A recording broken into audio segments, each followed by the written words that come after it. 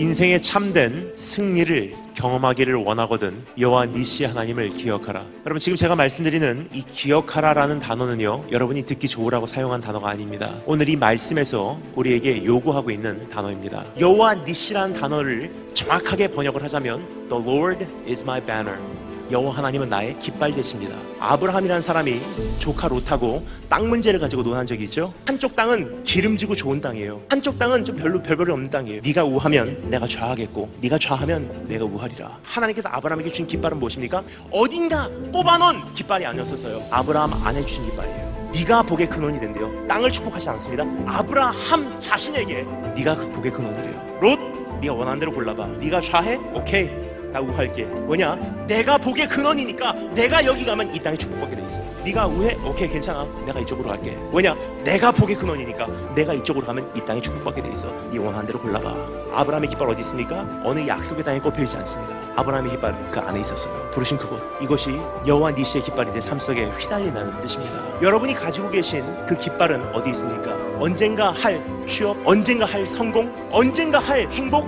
아니에요. 그곳에 있다면요, 그것이 성취되기까지는 수단과 방법을 가리지 않고 미굴하게라도 살아가는 것이 우리의 모습이에요. 근데 하나님께서 오늘 나를 부르시는 환경이 그것을 받쳐주지 못하는 환경이면 어떻게 하실래요? 성공에 대한 그림을 한번 분석해 보십시오. 세상이 말하고 있는 성공에 대한 기준하고요, 내가 말하고 있는 성공에 대한 그 기준하고 똑같더라고요. 단지 내가 가지고 있는 성공에 대한 기준은 하나님께 영광을 돌리기 위하여라는 것으로 포장이 돼 있어요. 세상이 말합니다, 좋은 대학 가는 것이 성공이래요. 교회에서 말합니다, 주의 영광을 위해서 좋은 대학 가. 세상이 말합니다, 좋은 데 취업해. 교회에서 말합니다, 하나님의 영광을 위해서 취업해. 세상이 말합니다, 행복한 가정을 꾸며. 그것이 성공이야. 교회에서 말합니다, 행복한 가정을 꾸며 주의 영광을 위해서. 하나님의 영광을 위해서라는 것으로 포장만 해놨지 세상과 우리하고 똑같다는 사실이에요. 주님의 이름으로 우린 지금까지 우상 숭배하고 있었어요.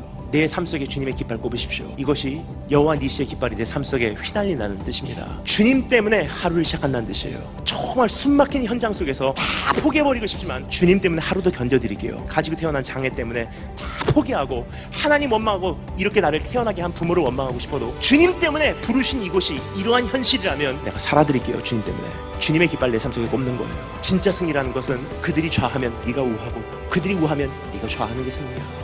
우리가 생각했던 승리에 대한 개념은 결과거든요. 그러니까 하나님께서 가지고 계신 승리에 대한 개념은 무엇입니까? 틀이에요, 틀. 아픔을 담아도 승리를 소화해내고, 눈물을 담아도 승리를 소화해내고, 심지어는 패배까지 담아도 승리를 소화해낼 수 있어. 어떤 예가 있죠? 예수 그리스도. 십자가라는 승리의 틀, 그 안에 죽음을 담았어요. 부활로 소화해내십니다. 억울함으로 담았어요. 어떻게 하십니까? 하나님께서 높여주심으로 소화를 해내세요. 여러분, 이제까지 왜 사셨습니까? 내 인생을 휘날렸던 깃발은 무엇입니까? 오늘 여호와 하나님의 깃발이 내 삶 속에 다시 한번 꼽혀지기를 주님을 축원합니다. 인도네시아 제가 신학교 학생들을 가르치고 지도하는 사역을 했었습니다. 그때 전도에 대한 열심들이 있었지만은 무슬림 사회에 나가가지고 도방전담은 바로 추방입니다. 어떻게 해야 될지 모르겠는 거예요. 그래서 같이 앉아가지고 기도를 하는데 이 시간 들어보자, 말씀하시는 거 물어보고 하라는 대로만 하고 그렇게 한번 해보자. 다 앉아가지고 기도를 하는데요, 좀 있다 보니까 한두 사람이 일어나가는 거예요. 잘 듣고 나간 건가 이게? 갔다 와서 한 얘기 좀 들려달라 했더니 한 학생이 내가 먼저 얘기하겠다고 했어요. 예수님 오늘 어떻게 할까 물어봤다는. 그래서 한참 물었을 때 너는 나가라 하는 마음이 들었다는 거예요. 그래서 자기가 일어나가지고 나갔어요. 어디로 갈까요? 라고 물었어. 오른쪽으로 가라. 골목이 너무 많은 거예요. 갈 때마다 들어갈 거야 말까요? 물어보고 쭉 가라 그래가지고 자기는 쭉 갔다는 거예요. 스스로 얘기도 해보고 이게 도대체 내가 음성을 듣고 하는 건지. 그러다가 주머니에 손을 툭 집어넣었어요. 2,000 루피아가 잡혔어요. 한 200원 정도 되는 돈입니다. 그랬더니 넌 튀김 사라 이렇게 하는 마음을 주셔가지고 보니까 앞에 튀김 가게가 있다는 거예요. 튀김을 샀어요, 이 친구가. 그래가지고 가면서 그 과정이 너무 좀 재밌어가지고 실시를 하고 웃고 오는데 어느 사람 앞에 딱 서게 됐어요. 근데 그 앞에 어떤 아저씨가 앉아있는데 그 아저씨가 이 친구를 보자마자 너가 오랑 크리스천이냐? 하고 물어보더라는 거예요. 오랑 크리스천은 크리스천 사람이냐 이런 말이에요. 어떻게 아저씨가 내가 크리스천인 줄 아냐? 그랬더니 이분이 하는 얘기가 내가 저기서 너 오는 거 쭉 오는 거 보니까 싱글벙글하고 얼굴이 밝게 빛나더라. 그 얘기 듣고 흥분돼가지고 이거를 준 거예요. 아저씨가 드시라고. 근데 아저씨도 크리스찬이냐 그랬더니 아니 나는 불교신자라 이렇게 얘기를 하더라고요. 그래서 자기가 그걸 주고 했더니 그 아저씨가 자기를 쳐다보면서 그런 얘기를 하더라는 거예요. 눈물이 그렁그렁 하면서 네가 어떻게 알았냐? 내가 어저께부터 굶은 걸 어떻게 알았냐. 나중에 보니까 어제부터 밥을 한 끼도 못 먹고 그 시간까지 일거를 기다리고 있었던 아저씨인 거예요. 얘가 머리가 쓰더래 이렇게. 그래가지고 그때 내가 예수님께 얘기하고 그렇게 물었을 때 그 과정이 예수님이 말씀하신 건가? 그러니까 막 전율이 느껴지더라는 거예요. 근데 그날 같은 모든 학생들이 동일한 고백들을 했어요. 여기까지 오랫동안 신앙생활 해왔는데 예수님하고 그렇게 인격적으로 부르고 자기가 물어보고 그 걸음을 인도받은 적은 처음이라는 거예요. 너무 재밌다는 거예요. 그 이후로다가 사실은 그 학교에 전도팀이 생겼어요. 믿음의 주요 또 온전하게 하신 이인 예수를 바라보자. 동행하는 삶으로 나갈 수 있는 방법을 분명하게 말씀하신 것 같아요. 동행의 삶, 이것이 영생의 의미고 구원의 목적이고 부르심의 목적이라 이렇게 여겨집니다. 주님과 동행하는 삶이 우리 삶 가운데 구체적으로 바라보는 삶이 훈련되어져야겠다 생각이 듭니다. 거친 파도 날 향해 와도 주와 함께 날아오르니 고풍 가운데 나의 영혼 잠잠하게 주를 보리라. 주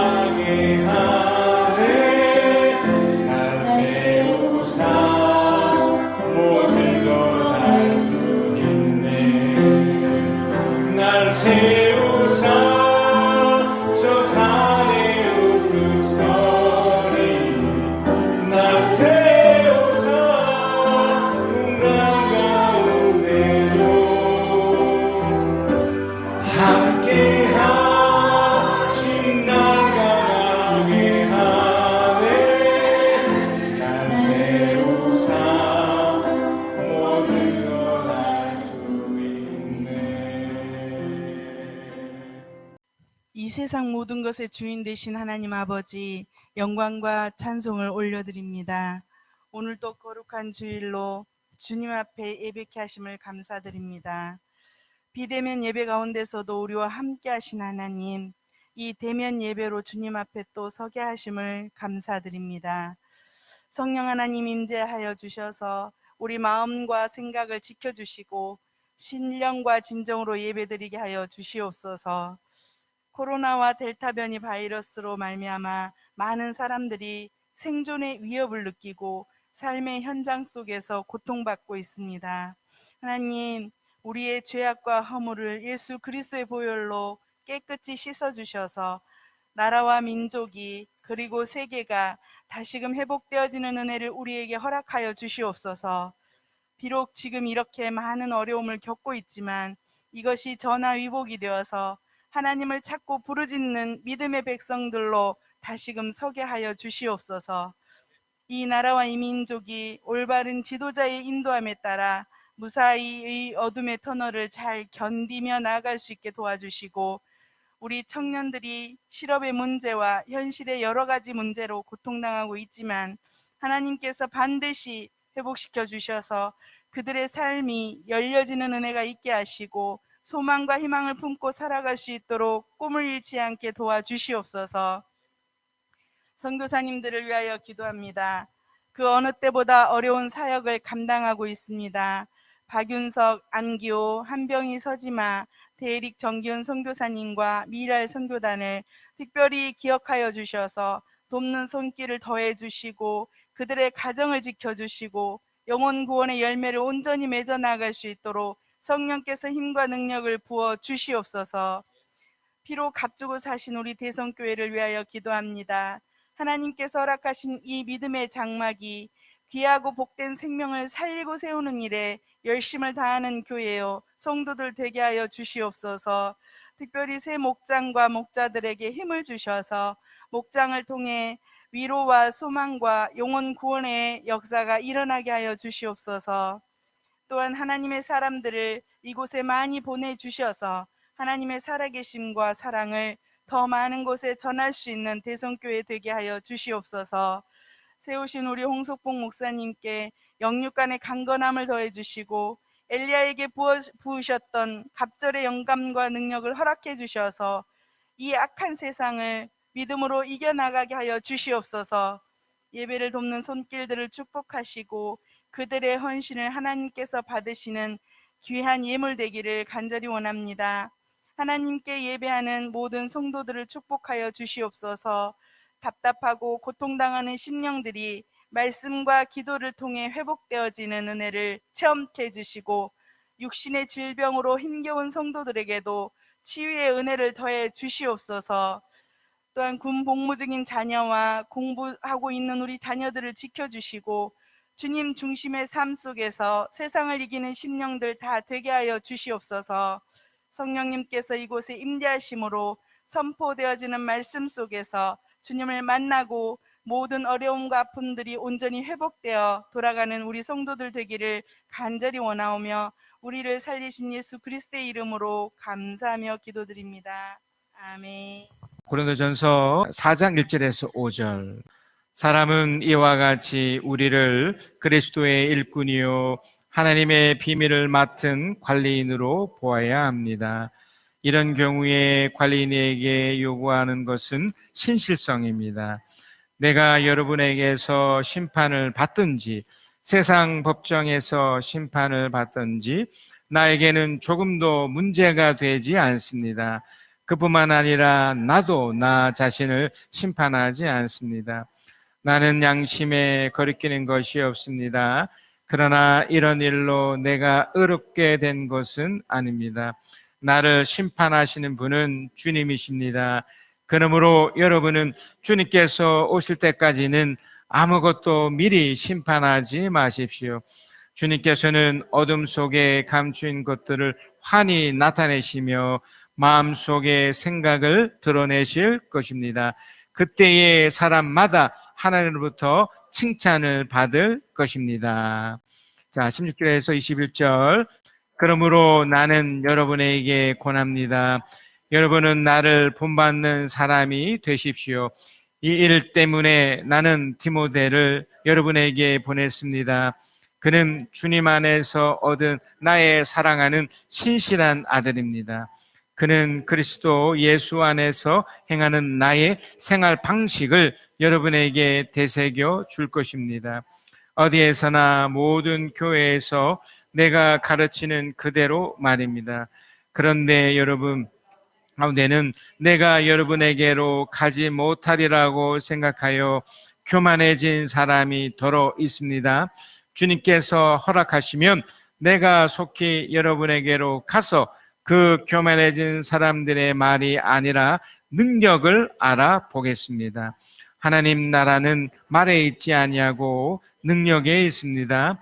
여러분은 무엇을 원합니까? 내가 채찍을 들고 여러분에게 가는 것이 좋겠습니까? 그렇지 않으면 사랑과 온유한 마음을 가지고 가는 것이 좋겠습니까? 아멘. 이번 주간에 아주 놀랄만한 일들이 여러 있었죠. 그 중에 하나가 그 먼 나라지만 그 아프가니스탄이 아주 안타깝게 됐던 일입니다. 그 탈레반이라는 이제 그 집단에 의해서 다시 그 정권에서 또 아마 어려움을 겪는, 그래서 아마 수백만의 사람이 그 있던 터를 떠나는 그런 일이 지금 있다고 하죠. 이 탈레반이라는 이 사람들은 이슬람 근본주의라고 해서 아주 이렇게 문자대로 믿고 한 손에는 코란, 한 손에는 칼, 전형적인 무서운 이제 집단이죠. 종족 집단이 아니고 이제 사상에 의해서 만들어진 그런 분파입니다. 마치 북한과 같아요. 이제 공산주의 사상으로 이렇게 뭉친 것처럼 이제 사상으로 이렇게 뭉쳐졌는데, 이 사람들이 1996년도에서 2001년도까지 그 아프가니스탄을 이렇게 지배를 했더랬습니다. 그래서 그때도 엄청난 이렇게 폭압이 있었죠. 엄청난 억압이 있었고, 그래서 그 당시에도 이제 여성들이나 어린 아이들이 고통을 이렇게 당했고, 또 그 미국을 이렇게 대적을 해서 그 유명한 2001년도에 그 9.11 테러가 일어났었습니다. 그래서 미국에서 큰 어려움이 있었더랬습니다. 그래서 20년 동안이나 이제 미국이 그 탈레반을 이제 이기기 위해서 아프가니스탄을 이렇게 대신 이렇게 지배를 해주는 그런 일을 했더랬습니다. 그리고 나서 20년 동안이나 그 아프가니스탄을 잘 이렇게 다스렸더랬었는데, 문제는 이제 작년에 이제 우리가 이제 철수를 하겠다, 이제 이전 정부죠. 미국의 이전 정부가 그렇게 결정을 하고서 그 이후부터 이제 조금 이제 조짐이 생기기 시작했습니다. 그러니까 탈레반이라는 곳곳에 숨어있던 이런 사람들 다시 귀합을 하기 시작했고, 그리고 이제 올해 이제 철수 결정이 내려지고 불과 일주일 만에 그 아프가니스탄 전체를 탈레반이 다시 지배하는 일이 생겨버렸습니다. 왜 그랬을까? 왜 이렇게 무려 20년 동안이나 천문학적인 돈을 또 미국에서 원조를 해줘서 어떻게 보면 그 탈레반이라는 아주 무서운 사람들에게서 도움을 주고 또 이렇게 잘 해결한 것처럼 보였는데, 왜 불과 일주일 만에 이렇게 그 사람들이 다시 집권하게 되고 이렇게 다시 이 아프가니스탄이라는 나라가 이렇게 어려움이 겪게 됐을까? 대체적으로 두 가지 이유가 있답니다. 하나는 그 이슬람이라는 사상, 이슬람이라는 그 종교 안에 이런 게 있대요. 그러니까 우리도 좀 오해할 수 있는 건데, 왜 우리가 하나님의 사람이라는 것 때문에 굉장히 우호적인 면이 있잖아요. 마치 이렇게 북한이 우리 동족이라는 이유 때문에 사상과 상관없이, 그들이 갖고 있는 공산주의 사상과 상관없이 우리랑 같은 동족이라는 이유 때문에 이렇게 좋게 여겨주는 그런 마음이 있는 것처럼, 그들이 그 타수균족이라는 그 독특한 자신들의 그 종족이 있는데, 물론 이 탈레반이라는 이 사람들은 다양한 종족이에요. 대부분 그 타수균족이 주를 이루고 있는데, 이 사람들을 자신의 종족이라는 이유 때문에 우호적으로 받아줬다는 거예요. 이게 이슬람 사상 때문에 그렇다는 거죠. 이 이유가 있고, 이제 두 번째 결정적인 이유가 뭐냐면, 이렇게 갑작스럽게 정권이 바뀌고 다시 이 과거로 돌아갔던 그 이유가 그들이 갖고 있는, 그러니까 그들의 공무원들이 부정부패가 너무 심했다는 거죠. 부패, 부정.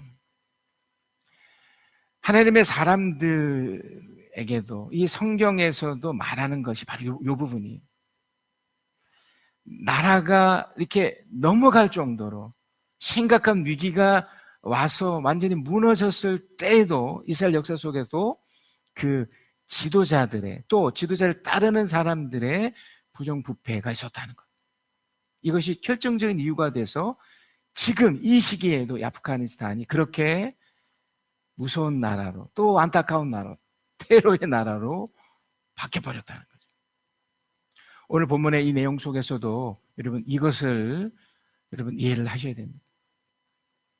우리가 신앙생활이라는 것을 우리가 이곳에서 이제 하고 있지 않습니까? 하나님의 사람으로 이 땅을 살아가면서 이게 어려움이 올 때마다 이 문제가 어떻게 해결될지를 우리는 찾아야 되고 이렇게 해결로 가야 되거든요. 그런데 그 원인을 우리는 말씀 속에서 이렇게 찾을 수가 있는 거죠. 마치 아프간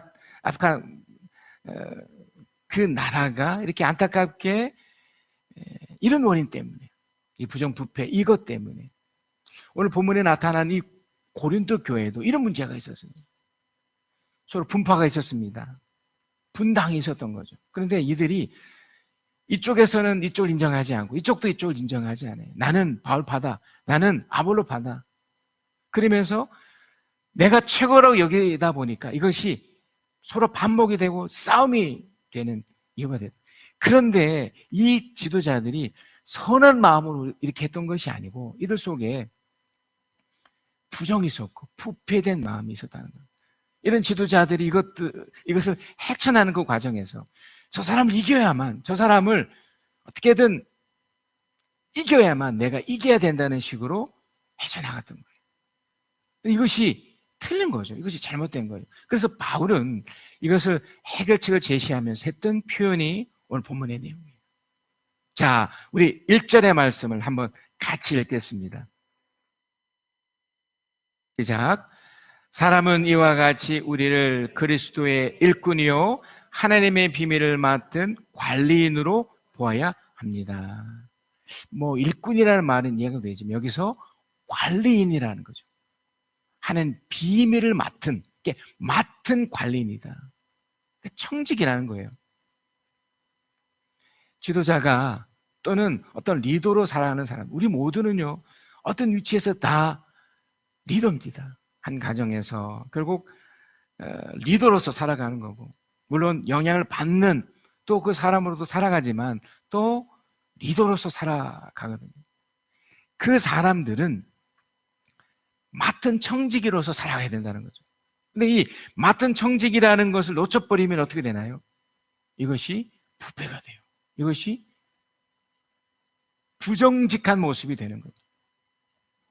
그래서 이 사람들에게 이 바울은 어떻게 설명을 하냐면 하나님의 비를 맡은 관리인으로 보아야 합니다. 이런 경우에 관리인이 요구하는 것은 신실성입니다 라고 말해요. 자, 그러면 하나의 해결책이 나오죠. 나는 맡은 청지기로 살아야 되는 거구나. 내가 리더라고 여긴다면, 내가 누군가에게 영향을 주는 사람이라면, 물론 영향을 받는 사람이기도 하지만 사람이라면 맡은 청지기로 살아야 되는 거구나. 그런데 그 사람에게 요구하는 것이 뭐라고요? 신실성이다. 자, 신실성이라는 게 뭘까요? 그 첫 번째는 믿음직하다입니다. 미국에서 이렇게 철수를 하면서 지금 탈레반을 믿지를 못하거든요. 그리고 20년 동안이나 이렇게 도움을 줬던 그 지도자를 이제 더 이상 못 믿는 거예요. 믿을 수가 없는 거죠. 그렇게 엄청난 돈을 쏟아붓고 그렇게 모든 것을 도와줘서 자생적으로 일어날 수 있고 독립적으로 세울 수 있는 그런 방법까지 제시했는데도 불구하고 그들은 그렇게 하지 못한. 왜요? 믿음직하지 못한 거죠. 여러분, 우리가 은행에 돈을 맡길 때 왜 맡깁니까? 물론 내가 이 돈을 통해서 뭔가 뭐 행복을 추구하고 뭔가를 얻기 위해서 이렇게 돈을 넣는 거잖아요. 근데 그 돈은 넣는 그 은행이 만약에 믿음직스럽지 못하다면, 그 믿을 수 없다면 어떻게 돈을 넣을 수 있습니까? 여러분이 이제 리더라고 여겼을 때, 여러분이 이제 은행장이라고 여겼을 때, 누군가에게 가장 신뢰할 만한 사람에게 이 일을 줄 수 있을 거 아니겠습니까? 믿음직하고 뭔가 정직하고 해낼 수 있다고 내가 믿는 사람에게 그걸 주는 거죠. 눈에 보이지 않는 하나님도 마찬가지죠. 맡은 청직이기 때문에 우리는 반드시 이 원리를 우리는 따라야 됩니다. 믿음직스러워야 되죠. 사람의 눈에도 저 사람 정말 믿음직해. 그래. 그래서 일을 맡길 수 있는 것처럼. 여러분 어떠십니까? 우리 스스로 나를 한번 진단할 때 나는 정말 눈에 보이지 않는 앞에서 내가 정말 정직하고 신실한가, 그러니까 믿음직한가, 충성스러운가를 한번 정해 보시면 좋겠어요. 또는 여러분이 신뢰할 만한 누군가로부터 내가 정말 그 사람 앞에 신뢰할 만할 수 있는 사람인가? 우리가 부모이기 때문에 물론 이제 아직 뭐 자식의 모습이 있는 분도 계시지만 부모였을 때 자식을 믿고 싶잖아요. 근데 이 아이가 늘 하는 행동이 믿음직스럽지 못한 행동을 할 때마다 드는 마음이 뭐예요? 화가 나죠. 또 어떻게 할 수 없는 그 마음이 또 생기잖아요. 그 결정적인 게 뭡니까? 믿음직하지 않기 때문에. 그래서 이게 정말 중요한 원리예요. 그러니까 지금 이 어려움을 해결할 수 있는 것은 내가 믿음직스러운 사람이 되면 돼요. 하나님 앞에서 또 여러분 신뢰할 만한 사람 앞에서 믿음직한 사람이 되면 된다.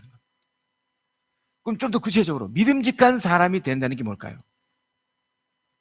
눈에 보이지 않는 하나님 앞에서 믿음직한 사람은 어떤 사람일까요? 자, 아주 쉬운 방법이 있습니다. 확인하는 방법이. 이렇게 어려움이 있을 때, 뭐 사회적으로, 이렇게 환경적으로 이렇게 어렵다고 느껴지는 이 시기 때, 어떨 때 이렇게 믿음직하다라고 느낄 수 있을까? 믿음에 있는 사람들한테는. 이럴 때일수록 어떻게 해요? 기도하고, 그죠? 하나님 앞에 바로 서려는 몸부림 있는 사람이겠죠. 이게 참 좋은 기준이 될 수 있습니다. 여러분 어떤 생각을 가지시나요? 힘들다, 어렵다. 그래서 여러분 교회 오시거나 아니면 여러분 골방에서 내가 정말 기도해야지. 또 기도하면서 나가시는 것으로 자신을 삼고 계십니까? 아니면 뭐 또한 지나가겠지 그러면서 그냥 뭐 시간이 흐른 대로 그냥 머물고 계시고 있는 건 아니신가요? 어떠신가요? 그러니까 눈에 보이지 않는 하나님이기 때문에 어쩌면 이런 어려움을 일부러 이렇게 주시면서 우리를 보고 싶으신데 그때 우리 태도를 보고 싶으신 거죠. 인간인 저도 이름에도 불구하고 기도하고 그래도 말씀 앞에 사려는 모습을 보면 어떻게 될까요? 인간인 저도 정말 믿음직스럽다라고 여기지 않겠습니까? 하물며 하나님 오죽게 하시겠냐는 거죠. 자, 또 하나 하겠습니다. 여기서 말하는 신실성은 정확한 지식을 갖는 거랍니다. 자, 이게 뭐냐면 맡은 청지기잖아요. 맡은 청지기가 맡은 관리인이 어떤 내용을 맡고 있는 거잖아요. 근데 그 맡고 있는 이 내용이 무엇에 따라서 달라질 수 있어요.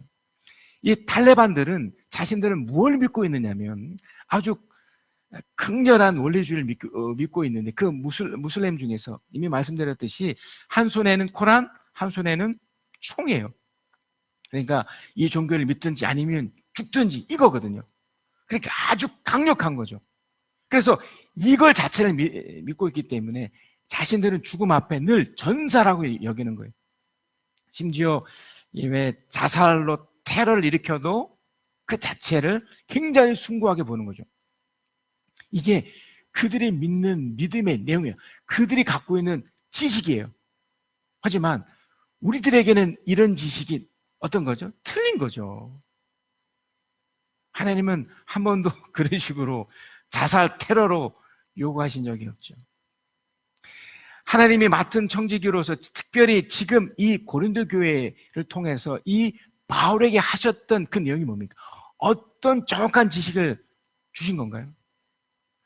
하나님께서 맡겨진 이런 일들을 순수하게 이미 첫 번째 말씀드렸듯이 믿음직하게 하면 내가 너에게 하나님으로부터의 칭찬을 줄 것이다 라는 요 내용을 믿는 거예요. 자, 우리 4절입니다.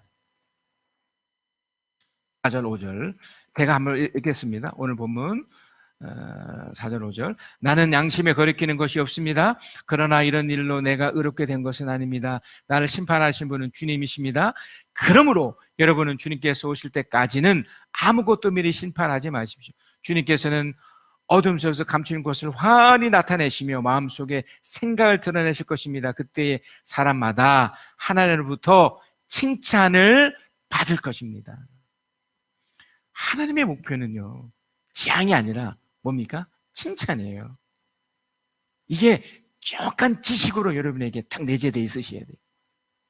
하나님 지금 믿음직한 한 사람을 찾고 계시는데 그 속에서 내가 믿음으로 이렇게 지켜내고 주님 앞에 바로 서 있으면 하나님이 나를 칭찬하실 것이다 라고 믿으며 사는 거예요. 이게 정확한 지식 속에 내 속에 있어야 됩니다. 자, 이렇게 된다면 어려움은 당연히 해결될 뿐만 아니라 이 해결을 통해서 얻는 유익이 생겨요. 자, 어떻게 보면 지금 제 설명해 드린 이것의 또 부연 설명인데 이게 바로 11절에 나옵니다. 16절에 나와요. 16절. 그러므로 나는 여러분에게 권합니다. 여러분은 나를 어떻게 해요? 본받는 사람이 되십시오. 그래서 여기서 본받는 것을 오해할 수 있습니다. 바울은 이전에 어떤 내용으로 자신을 설명하고 있느냐면 10절에 이런 표현이 있습니다. 우리는 그리스도 때문에 어리석은 사람이 되었지만 여러분은 그리스도 안에서 지혜 있는 사람이 되었습니다. 우리는 바로 이 시각까지 줄이고 목마르고 헐벗고 얻어맞고 정처 없이 떠돌아 다닙니다. 비방을 받으면 좋은 말로 응답합니다. 우리는 이 세상의 쓰레기처럼 되고 이제까지 만물의 찌꺼기처럼 되었습니다. 그러니까 이렇게 이해해버리면 나를 본받는 것이 마치 이렇게 살아가는 것보다 만물의 찌꺼기처럼 살아가는 거구나 라고 오해할 수 있는데 절대 그런 게 아니에요.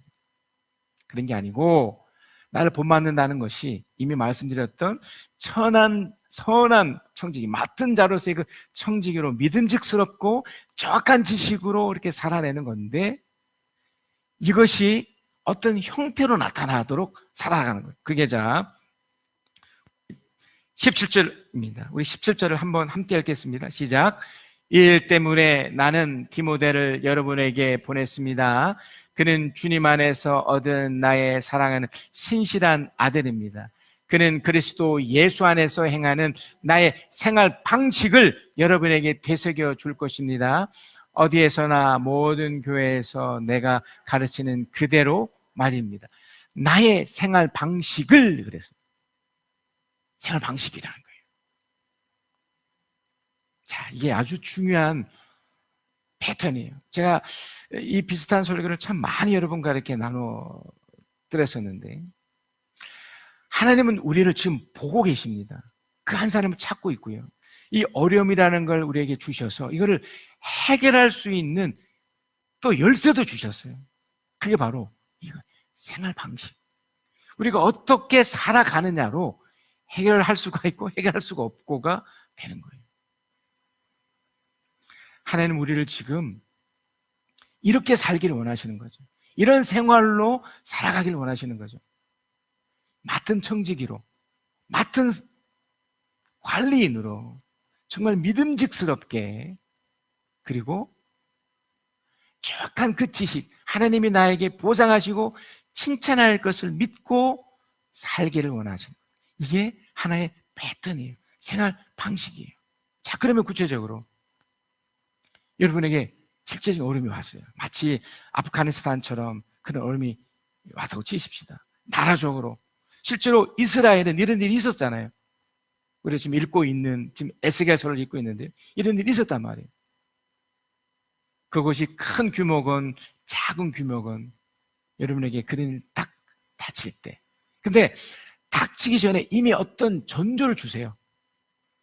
그러니까 생활 방식 안에 하나님은 이런 일이 있기 전에 먼저 마치 경고처럼 말씀하시기도 하고 때로는 뭔가 미리 말씀하신 게 있거든요. 자, 오늘 주신 말씀이 있었습니다.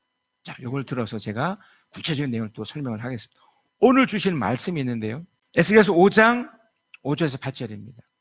나 주 하나님이 이렇게 말씀하시는데 이것이 예루살렘이다. 내가 그 성읍을 이방 사람들 한가운데 두고 나라들에 둘러있게 하였다. 그런데도 그 성읍은 다른 민족들보다 더 악하여 내 규례를 거스리고 둘러있는 이방 사람들보다 더 내 규례를 지키지 않았다. 그들은 내 규례를 거역하고 내 율례를 지키지 않았다. 그러므로 나 주 하나님이 이렇게 말한다. 내가 친히 너희를 대적하겠다. 그리고 뭇 이방 사람이 보는 앞에서 내가 너희 가운데 벌을 내리겠다. 그러니까 오늘 주시는 말씀 중에 그 에스겔서 5장에 보면 이 말씀이 나요. 내가 너를 벌을 내리겠다. 그런데 벌을 내리는 그 이유가 있어요. 너희들이 내 말을 듣지 않았기 때문에. 그런데 이 일이 일어나기 전에 주셨던 경고의 이야기예요. 자, 다시 말하면 이것은 우리들에게 희망이 되는 말씀이에요. 아직 일어나지 않았기 때문에 이전에 미리 경고처럼 우리에게, 이건 어떻게 보면 경고 이전에 어떻게 보면 우리를 너무 사랑하신 증거이죠. 여러분, 우리가 부모로서 자식이 잘못된 길을 가거나 뭔가 문제가 있는 것을 발견하면 아직 그런 일이 일어나진 않았지만 얘기할 수 있잖아요. 야, 너 이렇게 살면 너 큰일 당해.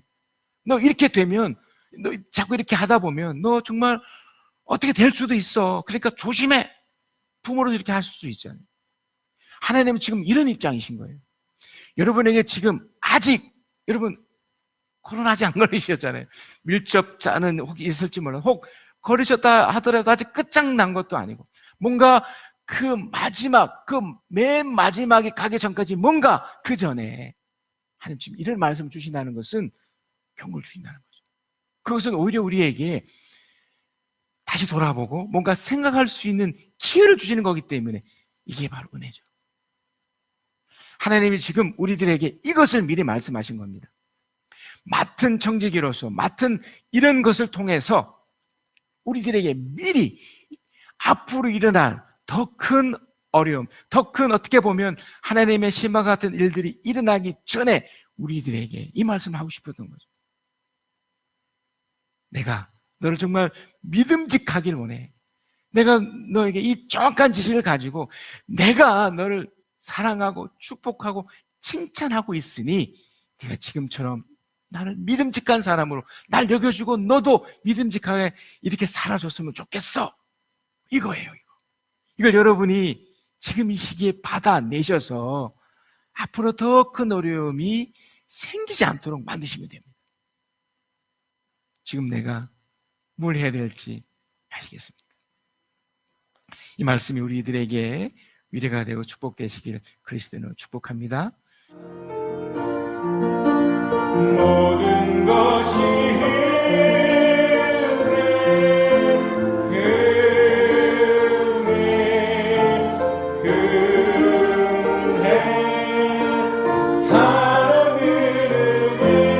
내 삶에 당연한 건 하나도 없었던 것을 모든 것이 은혜였소. 내가 누려왔던 모든 것들이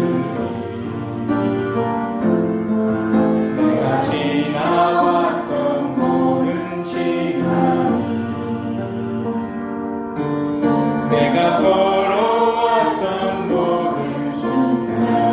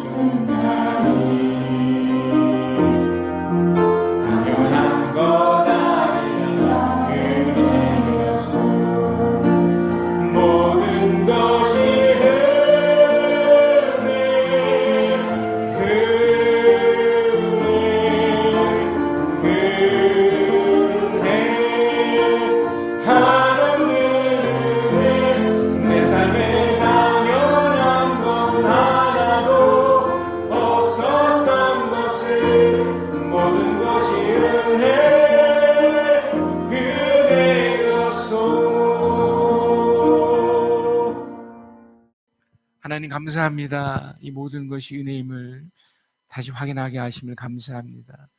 하나님, 이 모든 어려움들을 이길 수 있는 또 해결책으로 또 하나님께서 우리를 믿음직한 사람이 되게 원하신다는 것을 알게 하셔서 감사합니다. 그래서 우리가 그 정확한 지식을 가지고 주님이 결국 칭찬하실 것을 기대하며 주님 앞에 믿음직한 사람으로 살아가게 하여 주시옵소서. 그래서 믿음의 이 생활 방식을 취해서 하루하루 감사하고 주님 때문에 행복한 그런 삶을 살아가는 우리를 되게 하여 주시옵소서. 그러나 여전히 어려움이 있을 수 있고 힘겨움이 있을 수 있지만 그 믿음으로 버티고 견디고 이겨내는 사람이 되어 하나님 축복을 누리는 하나님 사람 되게 하여 주시옵소서. 특별히 이번 주간에 있을 수 있는 여러 가지 어려움들 믿음으로 잘 극복해내는 우리 귀한 성도들 되게 하여 주시옵소서. 지금은 우리 주 예수 그리스도의 은혜와 아버지 하나님의 크신 사랑하심과 우리 주 성령 하나님의 이루하심 교통하시 함께 하심이 주의 말씀을 듣고 깨닫고 그 말씀대로 살아가며 하나님의 이 생활 방식을 따라 살아가는 하나님의 사람들 위해 지금 영혼까지 함께 계실지어다. 아멘.